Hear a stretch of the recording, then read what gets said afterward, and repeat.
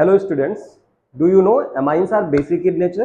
कैसे पता करोगे? तो एमाइंस जो है इनको हम बोलते हैं कि दे आर ब्रॉन्स्टेड एसिड्स। तो इसको जानने के लिए आपको सबसे पहले पता करना पड़ेगा ब्रॉन्स्टेड लॉरी कॉन्सेप्ट क्या है। ब्रॉन्स्टेड लॉरी ने बताया था कि ऐसे सब्सटेंसेस जो H प्लस आयन एक्सेप्ट कर लेते हैं वो बेस होते हैं, और जो H प्लस आयन रिलीज करते हैं वो क्या होते हैं? They are called acids. तो यहां पे देखो, अगर हम ये प्राइमरी अमाइन लिया है, मैंने प्राइमरी अमाइन की वाटर के साथ में रिएक्शन कराते हैं तो ये अल्काइल अमोनियम हाइड्रोक्साइड बनाता है।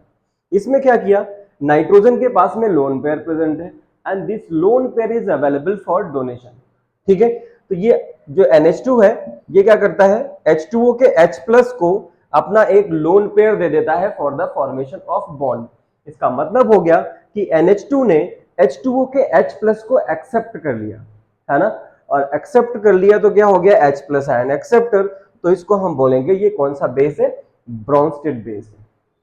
ठीक है, तो एमाइंस में या अमोनियम कंपाउंड जितने भी हैं, अमोनिया के कंपाउंड, चाहे वो प्राइमरी अमाइन हो, सेकेंडरी अमाइन हो, टर्शरी अमाइन हो, इवन अमोनिया हो, all are basic in nature. किसकी वजह से? क्योंकि नाइट्रोजन के पास क्या प्रेजेंट है?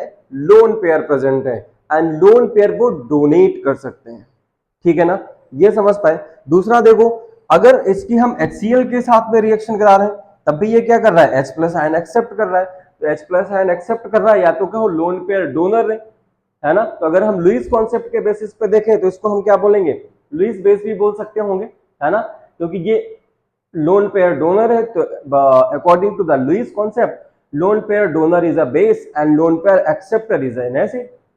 ठीक है ना, तीन तरह के कॉन्सेप्ट पढ़े थे आपने एसिड्स और बेसिस की।